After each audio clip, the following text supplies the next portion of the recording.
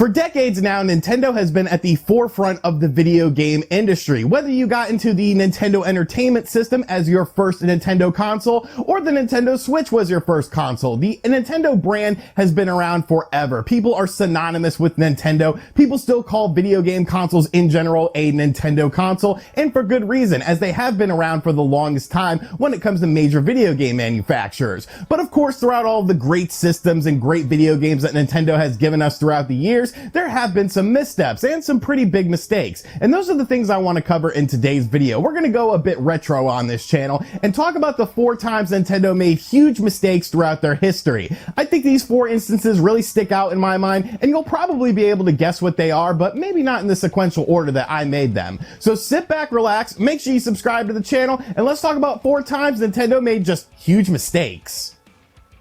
The first 2 Nintendo home consoles were pretty much synonymous with gaming. The NES, of course, helped save the video game industry in North America in the 1980s by offering unique marketing, top-notch first-party games, and a controversial stranglehold on third-party developers. Competition was on the rise, however, though, with companies like Sega making a statement in the North American marketplace. But Nintendo followed this up with the Super Nintendo, which once again was a market leader and a cultural phenomenon. The mid-90s video game industry was shifting, though, with disc-based consoles such as the Sega Saturn and the Sony PlayStation entering the marketplace. Disc-based systems allowed for CD-quality music, full-motion video cutscenes, and most importantly for third-party developers, cheaper to manufacture games, albeit with some downsides such as longer loading times in games. Nintendo revealed the Nintendo 64 and looked to buck the trend of the movement to CD-based systems by sticking with cartridges.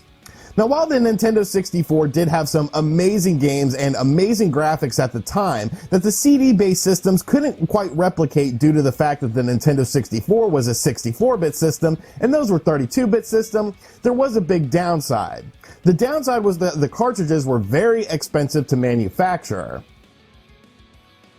Some N64 games launched at $79.99, and third-party developers weren't pleased with the cartridge-based system. One of the biggest losses of Nintendo using carts with the Nintendo 64, though, was the loss of Squaresoft, who on the Super Nintendo was churning out amazing RPGs experiences that are still loved until today. Squaresoft did do some prototype games on the Nintendo 64, but they ended up moving over to the Sony PlayStation because of that CD-based technology, and they released Final Fantasy VII, one of the biggest and most iconic games of all time. Nintendo's stubborn actions with the Nintendo 64 severely hampered third-party relationships on the system, and some people feel that those ramifications are still felt today in the modern era. While the N64 was a fantastic system, you have to sit there and wonder, how would this system have gone if they would have went with CD-based technology? And would things like the PlayStation have been as successful as they were? The Nintendo Wii was a system that everyone owned. Literally everyone. People who didn't even care about video games were introduced to the Nintendo Wii with things like simplified motion controls and stellar software such as Wii Sports.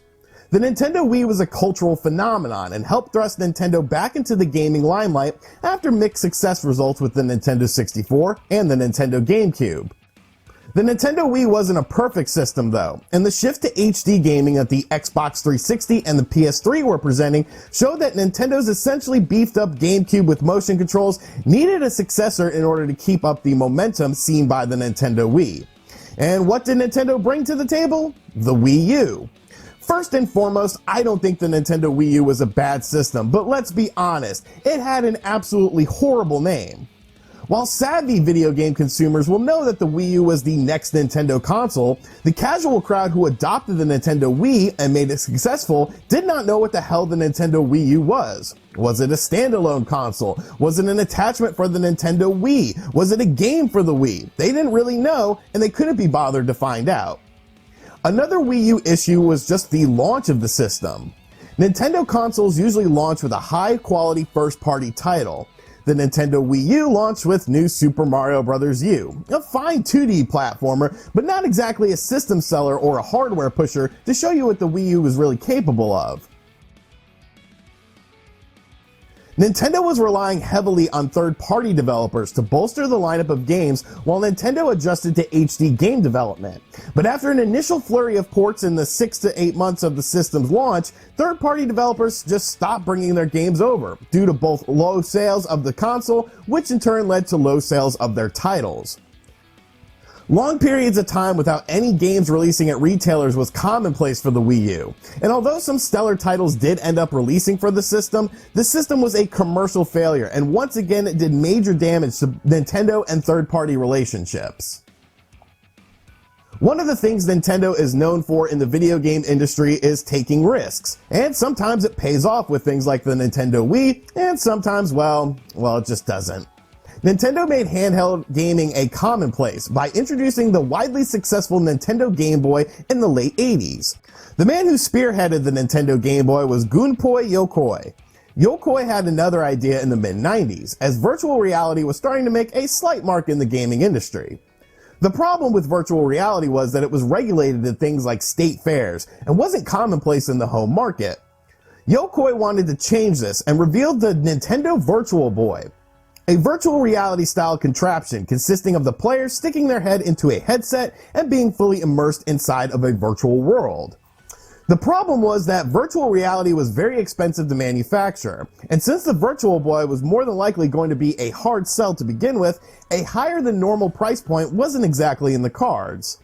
To alleviate this, the Virtual Boy took a page out of the Nintendo Game Boy method by utilizing only two colors, red and black. Another issue was that the Virtual Boy wasn't really virtual reality, more of just a way to experience 3D style gaming more so than being fully immersed in a virtual world. Some immersion techniques were seen in games like Tellero Boxer, which was the only first-person experience that allowed for anything virtual reality-like on the system that released in North America, but most games just use some 3D depth effects. Couple that with a cumbersome setup to actually play the games, mandatory breaks because the headset would cause problems like headaches and eye strains, and the Virtual Boy was the biggest console failure for Nintendo. Only 13 games released in North America for the system, and now it's the butt of jokes instead of a system that is fondly remembered, even though I do love it and own two of them. As mentioned earlier, Sega was disrupting the video game marketplace in the early to mid-90s with their console, the Sega Genesis. A direct competitor to the Super Nintendo, Sega managed to carve out a large marketplace and see lots of success in North America with their 16-bit system. But Sega was never a complacent company and loved to make attachments for their products, the first and most successful being the Sega CD. The Sega CD used CD-based technology to allow for full-motion video games, CD-quality audio, and graphical tricks that the Super Nintendo just wasn't able to replicate. While not a massive success, it was successful enough for Nintendo to take notice and start working on their own CD-based attachment and hybrid system with Sony. The standalone unit was going to be known as the PlayStation and would play both SNES cartridges along with new CD-based games as well. Some business complications came up, such as control of software licensing, but it seemed like the partnership was going to go through. The system was actually unveiled at the Consumer Electronics Show 1991, but the next day Nintendo also announced a partnership with Philips as well. This honestly did a ton of damage to the relationship between Sony and Nintendo, and shortly thereafter their business partnership between Sony and Nintendo ended. Nintendo did end up working with Philips, however, but it was mostly licensing their properties for the Philips CDI. The CDI bastardized two of Nintendo's biggest franchises, Mario and Zelda, with strange low-quality games that just weren't up to the standards of previous Nintendo games in those franchises.